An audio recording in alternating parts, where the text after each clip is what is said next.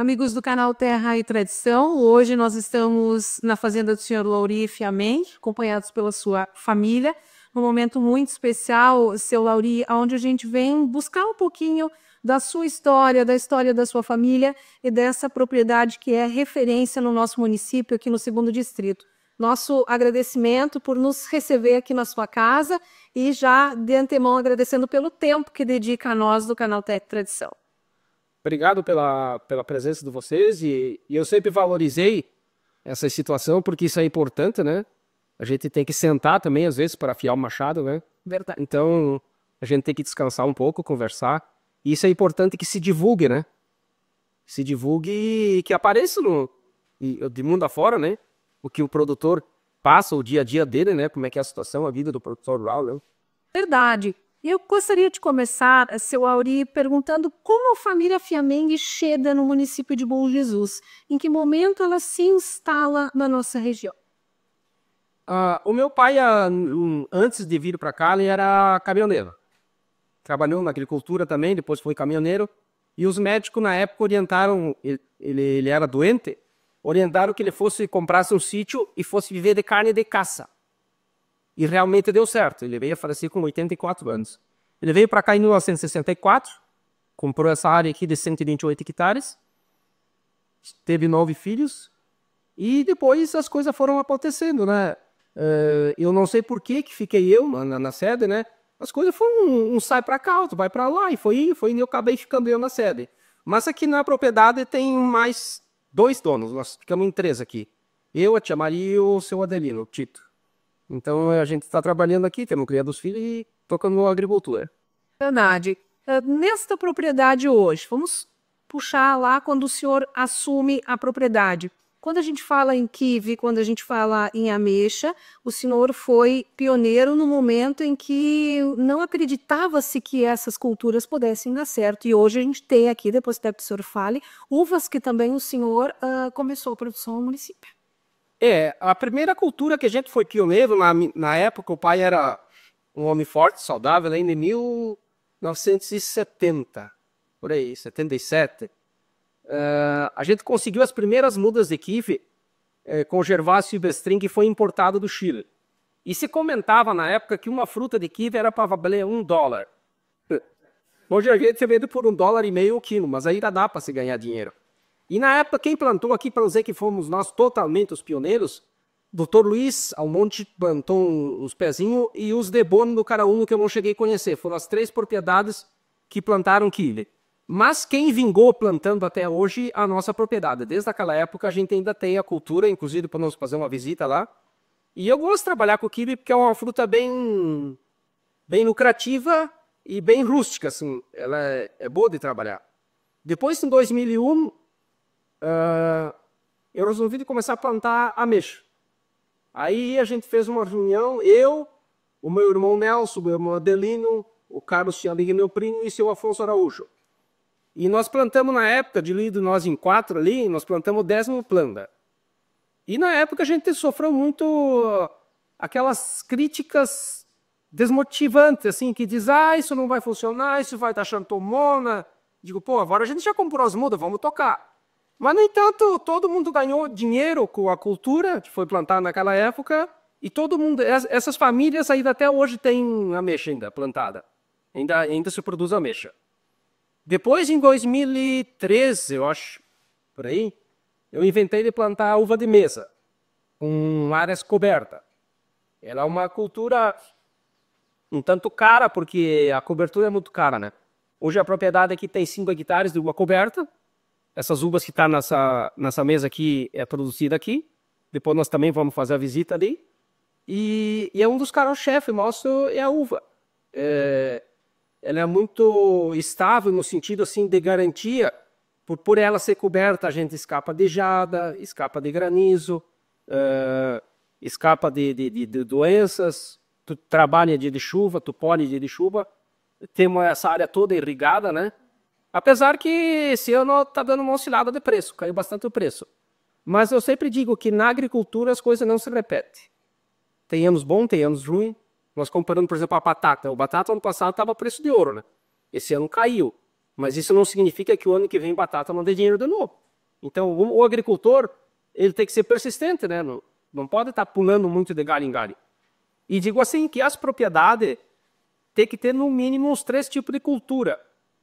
Para, como se diz, não colocar todos os ovos numa cesta só, né? Exato. Então, aqui a gente tem um pouco de uva, nós temos ameixa ainda, nós temos kiwi, temos um pouco de grão. O leite nós quase zeramos, mas ainda não acabou. Ainda tem umas 10, 12 vaquinhas ali. Isso é um vício que tem na propriedade, né? Falávamos sobre isso. Em algum momento também, lembro de ter vindo aqui num dia de campo com o pessoal da Emater, com o pessoal na época da Rádio Alparados. Fomos recebidos com um grande churrasco aqui na frente da residência, aonde o senhor estava trabalhando com o queijo também, seu Lauri. Essa propriedade aqui nós já chegamos a 110 quilos de queijo por dia. Nós produzíamos o nosso próprio leite e fazia de 100 a 110 quilos de queijo por dia. Mas isso nós trabalhamos mais ou menos 35 anos ou mais. Como nós estávamos comentando antes, nós somos do tempo, a gente já que se iniciou tirando leite à mão. Depois veio a ordenha, depois nós fizemos essa queijeira mais moderna um pouco. Depois a gente foi cansando, sabe? A mão de obra está muito difícil, né? Eu sempre digo, não que eu não tenha ganhado dinheiro tirando leite. Não vou desmotivar quem está tirando leite.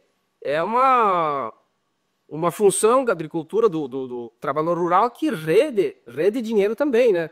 Só porque aqueles compromissos, final de semana, sexta-feira santa, dia de Natal, enfim. Então a gente optou por dar uma esquivada no leite, mas ainda a gente tá tirando umas 10 vaquinhas aí para manter o vício. A esposa, com certeza, ajudou muito nessa propriedade. Os filhos, né? A gente sabe que numa propriedade rural, se não tiver essa força, essa mão feminina, as coisas são mais difíceis, seu Lauri.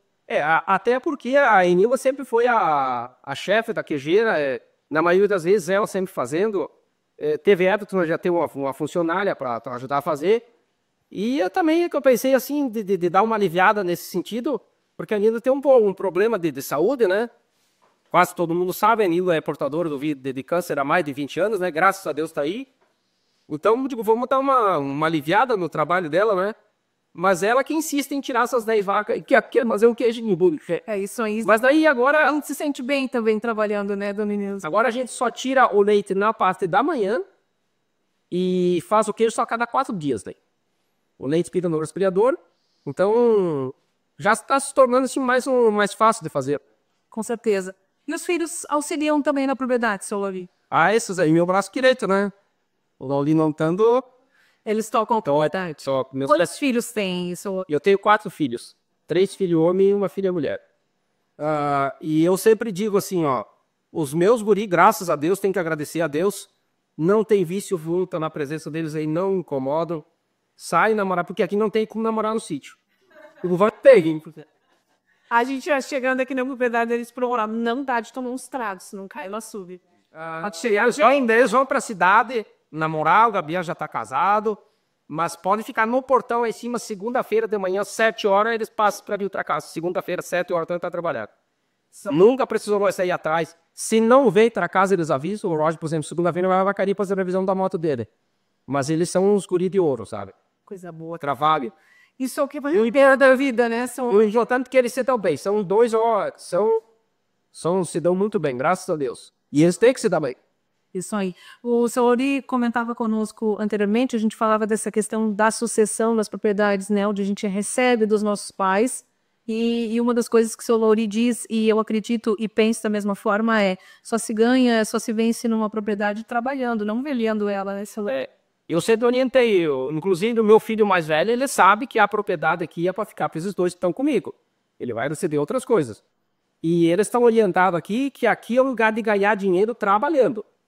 Eu adquiri tudo isso aqui, comprei mais áreas, eu nunca precisei vender terra para poder sobreviver. Isso aqui é um lugar de eles trabalhar e ganhar o dinheiro deles, né? Porque não é em qualquer lugar que tu chega e encontra uma propriedade dessa, né? Verdade, verdade. E isso fruto de muito trabalho. A gente pode dizer que hoje uma propriedade para se manter, e depois a gente vai colocar ali no canal fotos, né, dessa bonita propriedade. Quantas horas por dia se trabalha esse homem? Pode dizer que as 24 horas, quando tá dormindo, tá pensando, daí até deputado, né, querendo puxar, outro dia tá usando ele para estar 30 horas, 36 horas semanal, né? Fazendo uma lei ali, não sei se bem gosta ou não, né?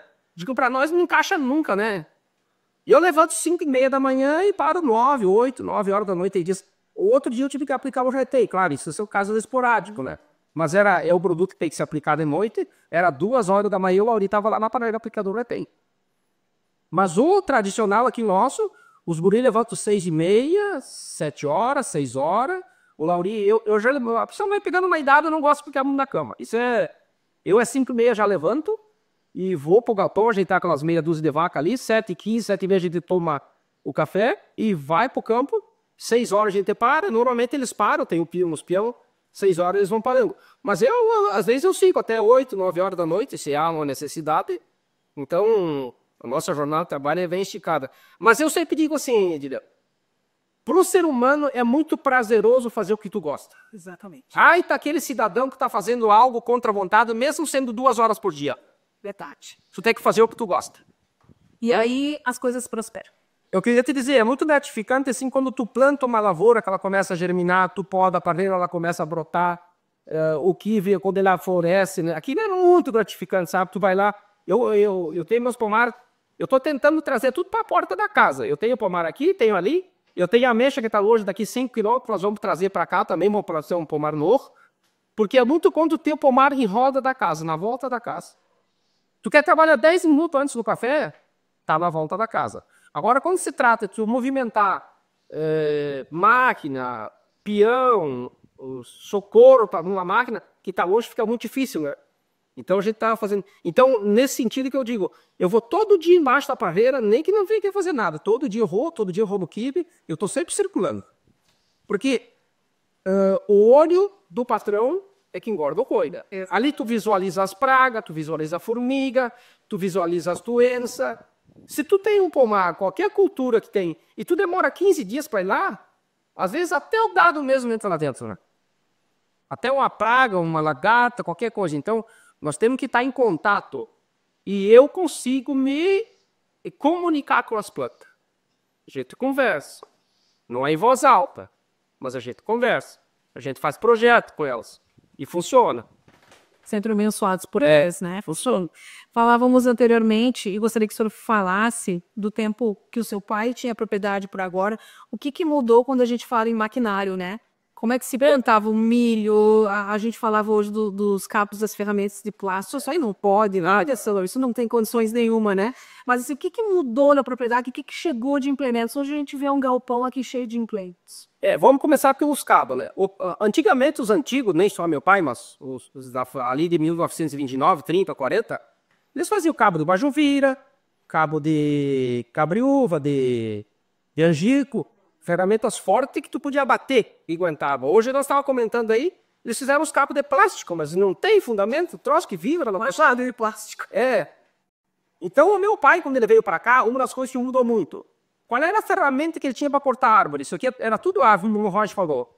Todos os pontos que tinha aqui, tudo era árvore. Um serrote americano, um machado e um burro. Arrastava uma árvore, arrastava com um burro. Aí quando ele pensou em fazer essa área de parreira que tem do lado da casa ali, ele fez a roça e queimou muito mal naquela época. O que ele fazia? Ele pegava o serrote americano, ia cortando, depois ele conseguiu uma tobata. Lá no fundo tem uma lavoura lá, ele já plantava com uma tobata, daí já melhorou um monte. E o pai sempre teve um caminhãozinho, tinha uns caminhões bem antigos, mas sempre teve. Eu lembro de noites assim que o tempo, aqueles dias de verão que dava ali pelo Natal, por ali, relampeado e vinha se arrumando para chover, ele tirava nós tudo da cama e vamos amarrar o trigo porque vai chover, gurizada.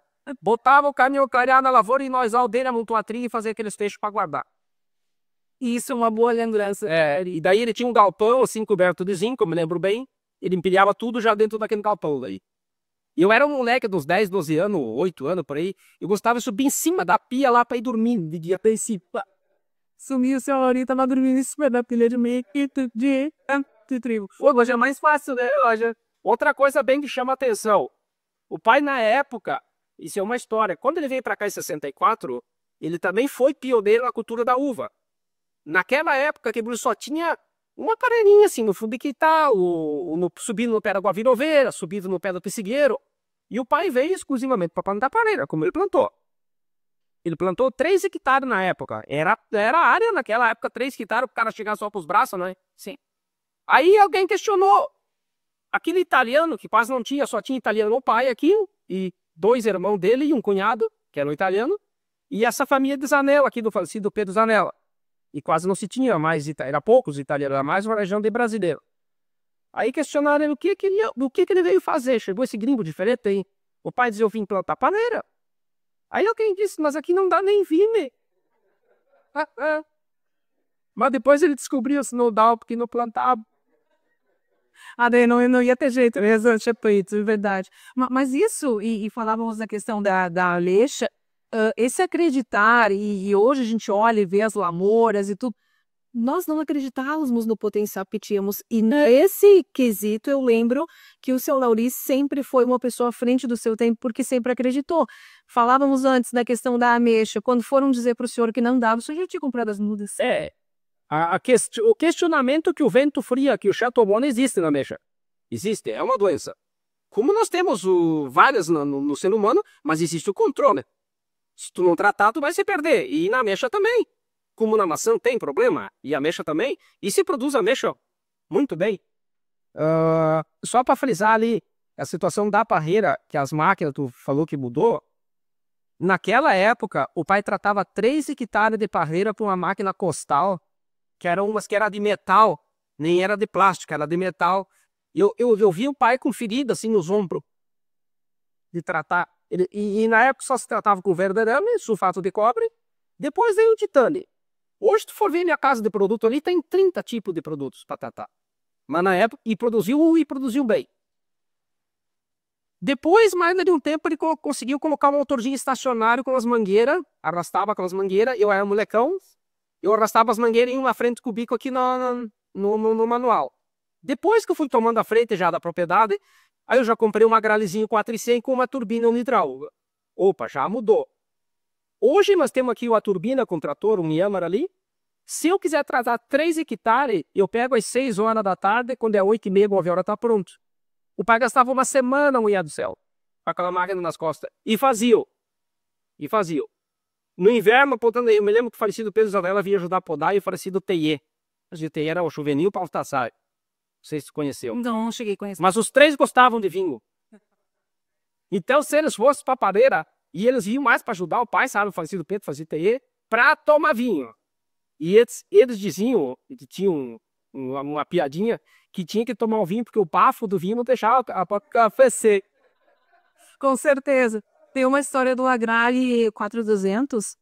Nós morávamos num sítiozinho perto da cidade, recém-casado. O Ronaldo e eu, o seu Lauri, plantando feijão naquela época. E ele chegou faceiro, comprou o trator, chegou faceiro, e eu fui ver se sabia andar de trator. Quando eu saí andando pro trator para ver se sabia andar, disse, que bom que tu vai aprender, que daí tu me ajuda a trabalhar. Eu pensei, se eu aprender, fui crarado. Se eu aprender, eu vou ter que trabalhar. Não sei, tenho medo. Foi assim que eu fiz para ir para o trator. Não sei, tenho medo, né? Não devia ter uma lá.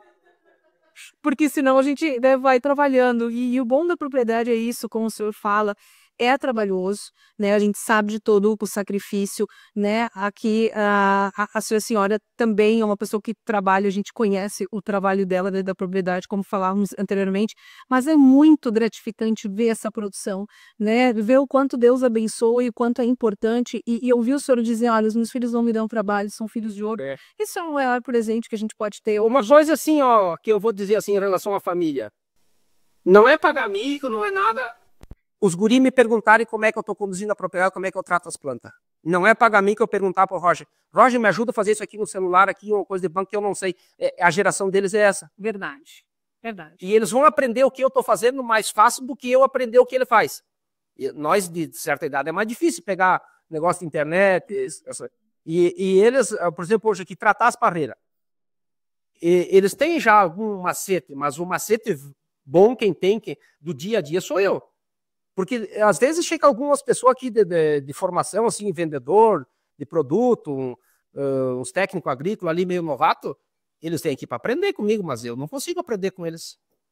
Outra coisa que eu faço, eu não compro produto de revenda que não tem conhecimento da cultura. Eu sinto muito te dizer, mas eu não compro aqui os produtos para uva. Eu vou comprar onde? Nova Pádua. Porque quando eu me aperto em alguma coisa, eu tenho um cara bom lá, Eu só ligo para ele, ó, fulano, o que nós faz aqui numa situação dessa? E daí ele tá dentro da exposição. Nós pegamos um técnico agrícola que é acostumado a cuidar de soja, de milho, etc. e tal. É diferente. E eu não vou dizer que ele tem que saber tudo, né? Ninguém é obrigado a saber tudo, né? Exato. Ninguém é obrigado a saber tudo. Então tu tem que se espelhar. E o meu dia a dia, eu fim de criança, de berço, lidando com uva, né? Então, até o ano passado, nós tínhamos uma situação de apodrecimento de grão aqui. Que desse grão o passarinho picava e passava para o outro. Eu mudei os produtos esse ano e, inclusive, trouxe um cacho. Hoje eu mostrei para o Roger ali, onde os passarinhos destruíram um cacho ali. Digo, tu viu aqui a diferença, Roger? Ele secou, tá ali o cacho. Ele secou e não tá apodrecendo. Digo, acho que acertei na mosca. Eu mudei o... Então, o teu dia a dia no campo que tu vai ver no dá certo ou errado. E às vezes a gente leva nos dedos, né? Por exemplo, a cultura do kiwi. Quando nós trouxemos para cá, ninguém sabia nada de kiwi. Nós podava o kiwi que nem podar parreira. E essa é importante para quem tem um pé de kiwi no quintal, que vai assistir nós, a poda dele, isso é importante. Nós podava ali com 4, 5 gemas. A parreira tu deixa 4 gemas ou 5. E nós fazíamos a mesma coisa pro kiwi, e o kiwi não tinha jeito de produzir. E ninguém sabia nada de kiwi. Aí até um ano eu disse pro pai, eu não vou mais cuidar disso daí, pai. Isso aqui não tá, não vai. Tava no 5º ano, mulher, não dava fruta aquilo. Deixamos sem podar. Daí nós vimos que a fruta tá da metade da vara para frente. Tu tem que deixar... Se tu tiver uma vara de 3 metros, deixa ela inteira. Só corta a pontinha lá na frente. Se tu cortar na metade, a flor sai tudo fora da frente. Daí E é o que eu digo, a gente aprende no dia a dia, mas às vezes te custa caro. Eu perdi umas 2 safras por não saber podar. Hoje eu sei tudo, como é que poda, como é que trata. Começamos usando o Dormex no kiwi a 1%, não faz nem cócega. Porque na maçã se usa 0,8%, 1%. No kiwi nós temos que usar 4,5%, 4% até 5%, dependendo do ano, para poder despertar a gema dele. Senão ele não funciona. Isso são coisas que tu vai aprendendo, né? Com certeza. Quando é que o Lauri Fiamengue entra para a política, se torna vereador, trabalha na Secretaria de Obras? Em que momento houve a necessidade de ser, e é até hoje, um representante da sua comunidade? Conversávamos com o padrinho Afonso Araújo, que também foi um vereador, né? Também foi uma pessoa em que a sua comunidade outorgou, né, o título de vereador para que representasse essa comunidade, seu Lauri. Acho que foi naquela eleição, me ajuda, 2012 ou 13, né? 12, eu acho que foi, né? 12. Foi 12, foi ali. E eu vi a necessidade pela situação das estradas, né? Digo, a gente indo para lá, a gente tem um pouco mais de voz, né? Uhum. E eu posso dizer que na época que eu tive como vereador, nós nunca deixamos a estrada ficar tão precária quanto está agora. Tu viu? A nossa estrada hoje está horrível, né? Então, eu sempre tinha um jogo de cintura com o secretário de obras, eu pagava um horário de final de semana para um operador de máquina, enfim, nunca conseguimos fazer o que eu sonhava, mas daí eu fui para a reeleição, eu fiquei suplente, faltando meia dúzia de votos, fui para a reeleição de novo, ficou faltando mais 4, 5 votos. Então, eu fui um vereador, assim, que eu digo assim, até que saí de cabeça erguida, porque a minha votação nunca caiu lá embaixo, eu consegui manter uma votação. E essa eleição que passou aqui, o pessoal queria demais que eu fosse novo, e eu acho que, pelo impulso que a gente estava tendo, eu acho que eu me elegia. Mas eu acho que, para mim, a política encerrou, vou ficar dando apoio para os colegas de partido aí, e tentando puxar brasa para o nosso assado aqui, ver se nós... Estou pleiteando agora, existe até umas críticas, bem como quando eu plantei a ameixa. Eu estou pleiteando que nós consigamos asfaltar o Morro do Governador. E as pessoas tiram sarro da minha cara. O famoso Morro do Governador. Porque é onde atraca os caminhões, quando sai aqui um caminhão de uva dessa aqui, é justamente o Morro do Governador. Exato. Eu quero um morro que ataca. O que adianta tu ter estrada dos 2 lados do rio se tu não tem a ponte? Exatamente. Vamos fazer a ponte, do outro lado, se tem estrada mais ruim ou melhor, mas tu cruza. Mas enfim, eu já tenho o aval do Afonso Ram, não é pouca coisa, né? O nosso deputado federal, que eu apoio o brasileiro. Excelente pessoa. Ele é muito carismático, assim, entende, sabedor da situação, ele é produtor também, então ele já me deu um sinal, assim, de uma emenda. O Frederico me disse que da parte dele também vai dar um empurrão. Então, se nós conseguirmos 1.000 metros no Morro do Governador, tá beleza. Nós vivemos até hoje sem nada, né? O importante é que tu deu o primeiro impulso, né? Exatamente. E esse ouvir seu Lauri, e o senhor esteve como vereador e tem todo esse conhecimento, né, das pessoas que podem auxiliar, e é um produtor rural que, sem dúvida nenhuma, né, precisa ser ouvido. São os senhores aqui que sabem as suas necessidades. Então, o poder público, seja municipal ou estadual, precisa auxiliar. Foi o que eu falei. Eu até falei com o Lico ali quando era candidato. O Lico, eu tô te apoiando, não quero nada em troca, mas tenho umas seguintes condições. Tu foi o cara que trouxe o asfalto para Bom Jesus, queira ou não queira, foi. Criticado foi, mas quem iniciou foi ele. Digo, e eu quero que você agora comece a levar para os interior. Não se assuste que é 2.700 quilômetros de estrada, para não vamos fazer tudo, não. Exatamente. Mas o que tu falou agora há pouco ali, vá nas propriedades, nos interior, por exemplo, o matemático, Caraú, o governador, e questione os moradores. Onde é que é o ponto crítico de vocês? Onde é que é o que atraca? Onde é que ataca os caminhões? E não precisa tudo se apavorar que vai ter que fazer tudo. Vamos fazer 1 quilômetro aqui, 1 quilômetro ali, depois vem a sucessão. Pena que a política, às vezes, na sucessão, eles não dão muito ouvido de dar sequência ao que um prefeito inicia e outro de dar seguimento, né? Mas eu vejo assim, ó, o nosso município, falando agora um pouco de política, nós olhamos tudo em roda, os nossos municípios vizinhos, queira ou não queira, nós temos um patinho feio, no sentido de estrada. Se nós for para São José dos Ausentes, se nós for para Jaquirana, Monte Alegre nem se fala, Monte Alegre está conseguindo levar o asfalto para ali, e nós aqui está deslanchando um pouco. E eu estou cobrando e eu quero isso. E a gente tem potencial para mais. E um dia que me caiu, deu um estalo na minha cabeça, assim, sabe? Eu nem quando fui vereador eu pensei em asfaltar esse muro. Que eu podia ter pegado uma emenda parlamentar ali. É aquela situação de concordar com tudo, né? Não, tá bom assim, vamos deixar assim. Pô, nada contra o pessoal da cidade. Mas se o pessoal da cidade merece o asfalto na avenida, pavimentação das ruas, por que o interior não merece? Se dali que traz o alimento. Então vamos fazer alguma coisa para o interior também? Que na maioria dos municípios estão asfaltando os interior. Pegar a Campestre da Serra, Antônio Prado. Antônio Prado tem a mesma arrecadação nossa de financeira. E parece que fizeram 28 quilômetros de estrada nesse governo passado aí. Nova Abada fez 22 quilômetros nesse governo passado. 22. Eu arrisco a dizer, tenho 28 anos de rádio e comecei trabalhando num dia de eleições gerais e acompanho esses números das eleições. E comparando as últimas eleições municipais com essa, quem deu a vitória, a gente pode dizer assim, com toda a segurança, ao prefeito Frederico, foi o pessoal do interior. Então a gente vê a força que o interior tem. E aquela história que se fala que o pessoal do interior, depois de não definir a eleição, passou a ser uma mentirosa, né? Porque, verdade. Né? Mas isso aí, o que foi? A revolta do pessoal do interior estava descontente com a situação, né? Agora, eu frisei muito bem para o Lico também. A mesma pedra que foi, pode voltar. Vamos caprichar, vamos fazer, porque o pessoal não aceita só ganhar a eleição. O pessoal não aceita só ganhar a eleição, temos que fazer. É preciso trabalhar, né? É preciso ouvir as pessoas. E nós temos uma precariedade muito grande no município de máquinas, né? Não tem máquinas.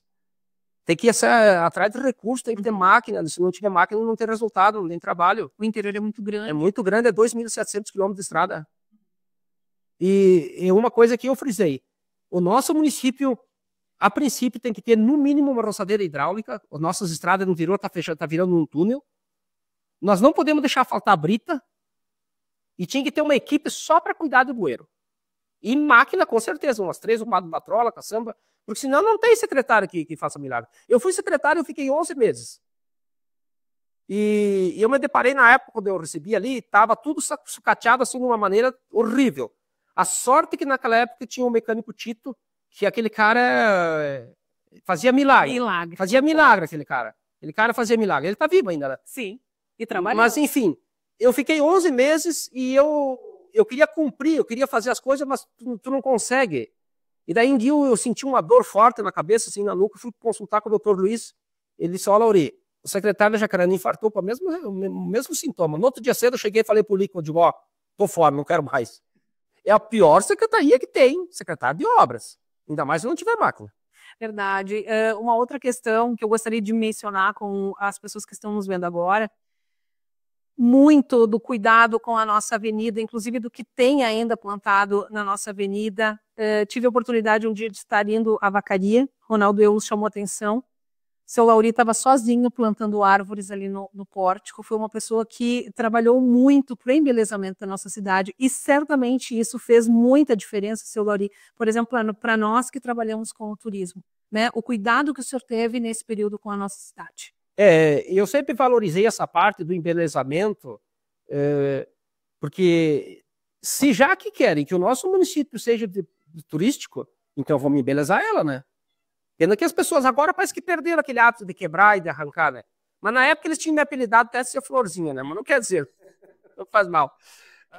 Agora, quem dera pudéssemos contar aí. Podemos dar os parabéns dessa administração passada e plantaram bastante na avenida, né? Eles plantaram aquela... árvores. Eles plantaram. Só que eu achei que eles deviam ter diversificado um pouco mais, mas tudo bem.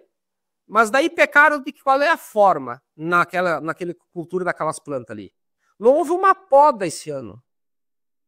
Eles deixaram ela lá, tem planta lá com 50 centímetros do chão, abrindo os galhos, com 80 centímetros. O que é que tu tem que pensar daquilo ali? Que o projeto do Luiz Everton naquilo ali era para conduzir elas e fazer uma caminhada, uma calçada de caminhada. E funciona dentro do canteiro e reduz a limpeza do canteiro também, né?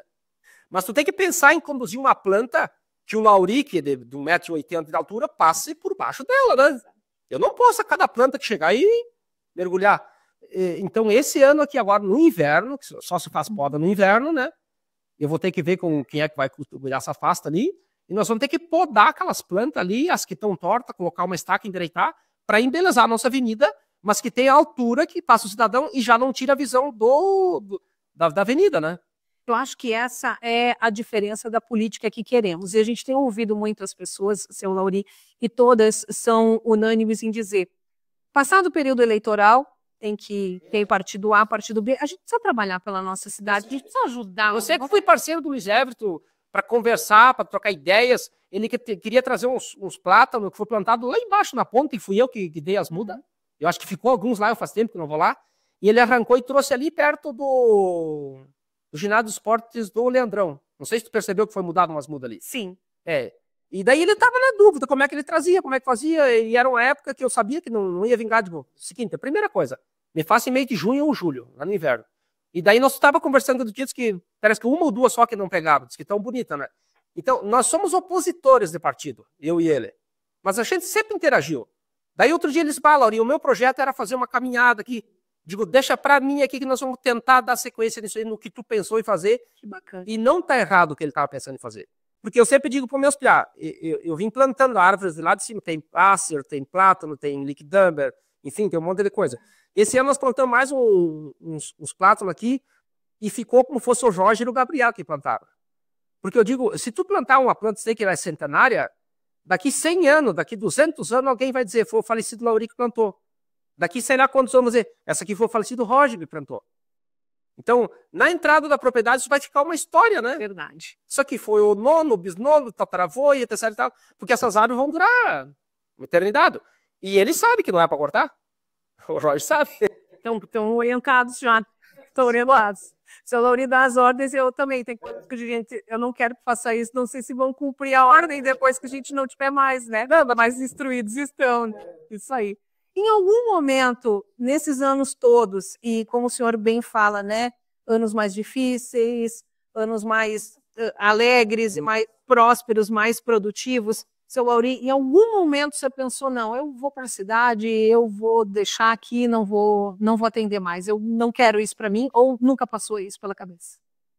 Bem pelo contrário, eu tive a oportunidade de estudar, meu pai não foi um homem rico, mas ele nunca, dos filhos dele, ele nunca disse não vai estudar. Ele sempre deu liberdade. O meu irmão mais velho se formou, eu tive um outro irmão que estudou para padre, que já tinha feito teologia, já estava quase formado, daí desistiu. Eu fui estudar em Vacaria, eu fiz a 8ª série em Vacaria, fui só um ano em Vacaria, os outros eu fiz aqui no Joaquim Marques, e eu decidi que eu ia voltar para o sítio trabalhar. Não queria. E eu nunca me arrependi o que eu faço no sítio. Culturas que não me agradam, que não vai dando certo, eu vou deixando fora. Por exemplo, batata, eu prometi que não planto mais.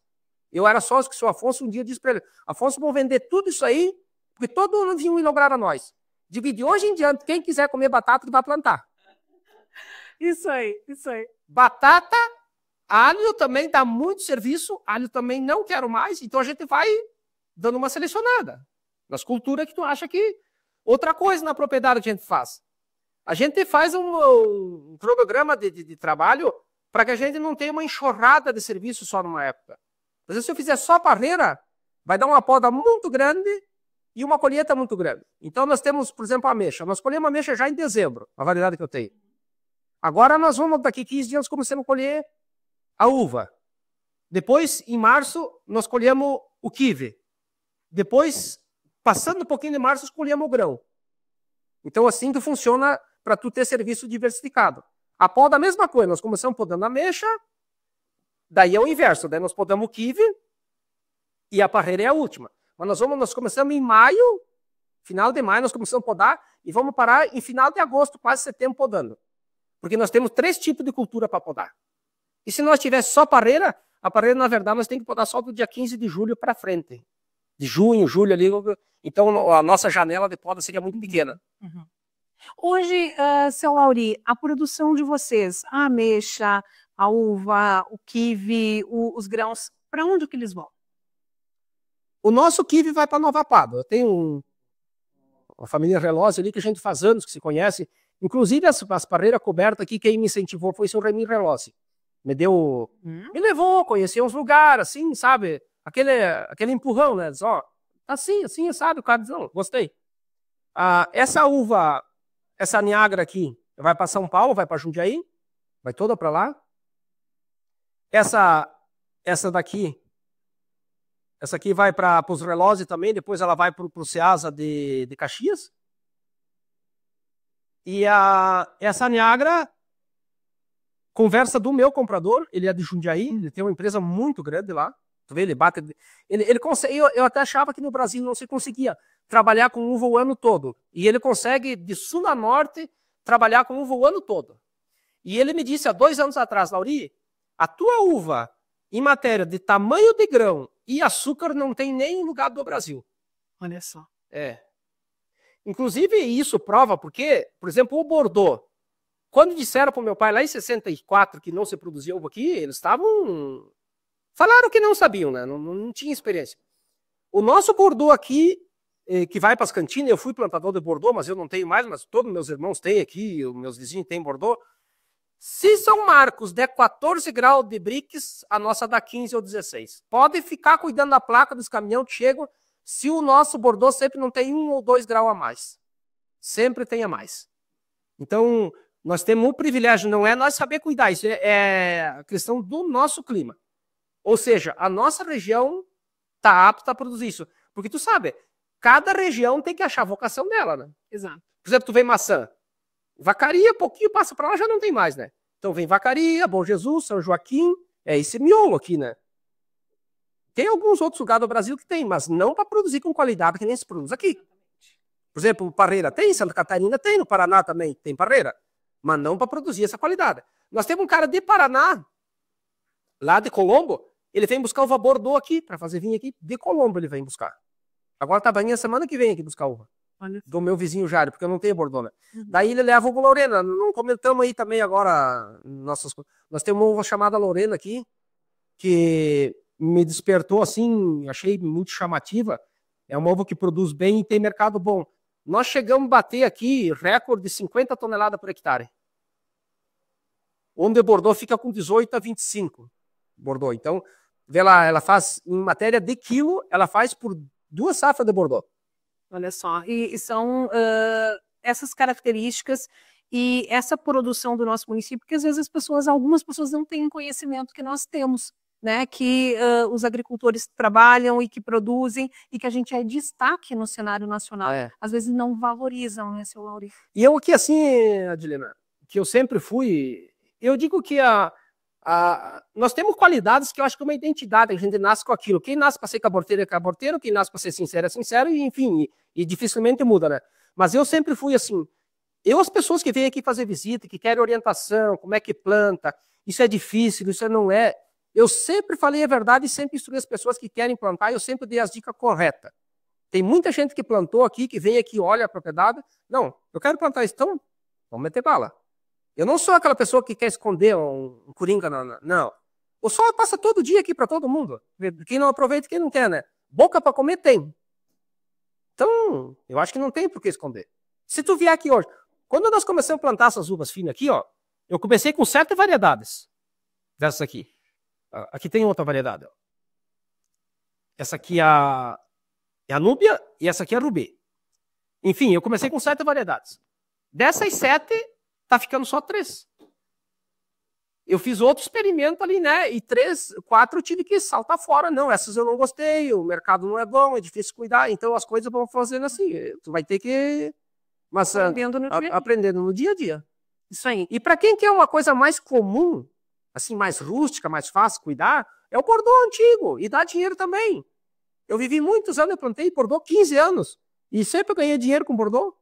Ele é mais rústico. Exatamente. E essa gamelinha que estão as uvas, elas também são de uma produção de um cunhado seu Lauri. É, do tio Valdemar. Ele é casado com a minha irmã Maria. E eu, assim, puxei para mim um respeito com eles como fosse meu pai e minha mãe. Eu olho para os dois, eu transferi aquele sentimento. Uma irmã mais velha. É, o meu sentimento de pai e mãe é com eles. Eu não retoço, não retruco. E eles estão aposentados, eles vêm aqui, ficam uma semana aqui, ficam em Vacaria, eles têm casa em Vacaria. E eu digo, isso vale para quem está nos assistindo. Eles estão sabendo viver. O meu cunhado trabalhou só numa fazenda, ele trabalhou 22 anos numa granja de arroz de Guaíba, a maior granja de arroz de Guaíba, e se aposentou. Agora, o que eles fazem? Tu vai em roda da casa deles e tem de tudo. O que tu pensar tem ali. Depois, se quiser dar uma olhada ali.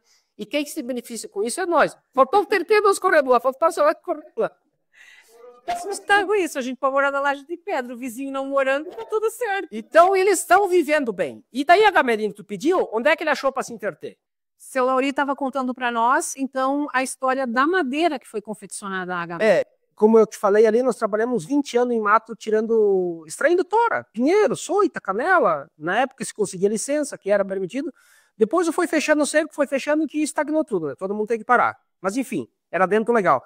Daí o meu irmão mais novo, o Sérgio, chamado Alemão, lá na Costa das Antas dos Macucos, num terreno do falecido Vicente Ribeiro, acho que tu conheceu o seu Vicente. Muito, seu Vicente. Aquele velho era muito querido para nós. Ele chamava nós os meninos. Seu Vicente Ribeiro. Daí o Alemão, uma vez, achou uma muda de cedro e trouxe e plantou ali do lado da casa do nome. Esse cedro aqui. Esse cedro hoje foi cortado, ele faz uns 2 anos. Ele devia estar com uns 38, 40 anos. Só que ele ficou próximo da casa, próximo do galpão, e começou a quebrar galho, dar confusão. E um dia eu briguei com a Ragé, que eu disse que eu não cortava. E um dia eu dei a entender que tinha que cortar. Daí cortamos, aí daí que o tio Valdemar estava fazendo nas camelas. Aproveitou. Mas ele já estava um cetro, assim, uns 50 no pé. Estava grosso, cresce rápido. Seu Vicente Ribeiro, que foi pai do pastor Solon Washman, né, uma pessoa que eu tive o privilégio de conviver muito até o final da vida ali na igreja luterana, e são pessoas que fazem parte da nossa história e que deixam saudade. O falecido Vicente era muito querido. Para nós, para tu ter uma ideia, venceu um contrato de mato que nós tínhamos 5 anos, ele disse pro pai, deixa os meninos tirar mais um ano, ele pode tirar mais um ano. Mas também o que ele pedia para nós levar milho, levar palanque, tudo nós levava para ele lá na fazenda. Mas ele era gente fina, saudoso. E são histórias, seu Lauri, dessa amizade entre as famílias que vocês ainda têm aqui no 2º Distrito. Quando a gente vai ali no Padrinho Afonso, ele fala muito bem e comenta e sente muito orgulho pelo vizinho, né? Aqui a gente vê que isso ainda existe aqui no interior, né? Aqui a gente se dá bem praticamente com todo mundo. Claro, tem vizinhos que a gente quase que deporta, a gente só se vê no cruzo, que todo mundo trabalha, né? Mas não se tem encrenca. Uma vez se tentavam, principalmente aqui lá no passado, acontecia, o morador da frente tentava impedir a entrada do fundo, do cara do fundo. Sempre houve umas confusão de terreno, essas coisas, mas hoje aqui está bem tranquilo. Até acho que ficou mais fácil, porque quase não tem mais ninguém que ficou mais tranquilo, diminuiu as empresas. Isso aí. Seu Lauri, teríamos muito mais assuntos para conversar, mas agradecer imensamente, né, por o senhor nos receber, dona Enilda nos receber, o Roger aqui na propriedade, desejar, assim, muito sucesso, saúde, prosperidade ao senhor, à sua família, e dizer que a nossa casa também está sempre de portas abertas para receber vocês. Não, fica a nossa propriedade, que sempre foi receptiva, e quando vocês quiserem retornar aqui, se tu quiser trazer algum grupo de pessoas que tu vai trabalhando com turismo aqui na Safra, a gente tinha pensado em fazer aqui alguma coisa nesse sentido. Eu até tinha ideia que uma nora minha despertasse para cuidar, fazer isso. Mas eu acho que nós estamos um pouco afastados do asfalto, né? Mas daria muito bem aqui para isso. Mas fica à disposição, se quiser trazer alguém na visita agora. É uma época bacana para ver os pomares, né? Ver as frutas, né? Certamente que sim, e ficamos muito lisonjeados aí por Não, esse convite. a gente tem orgulho de você ter escolhido a nossa propriedade para vir nos visitar aqui. Fazia um tempo que gostaríamos de ter vindo, mas a gente sabe que o dia a dia, tanto nosso quanto de vocês, é bastante corrido. Mas agradecer, porque o serviço lá fora não parou, né, seu Lauri? Eu fui pulando um pouco para frente, porque teve há 30 dias atrás, se você viesse, não teria uva para comer, mas também não tem graça. Como é que diz? Ia a Roma e não veio o Papa. Mas o seu Lauri me mandou uma mensagem essa semana dizendo, olha, eu não chamei antes porque não tinha uva, né? E mandou uns vídeos lindos, assim, né, do Parreiral. Muito, muito obrigada. Lenilda, de coração também, Deus abençoe ricamente. Roger, os irmãos, nosso agradecimento especial. E hoje foi a nossa conversa, então, aqui no canal Terra e Tradição.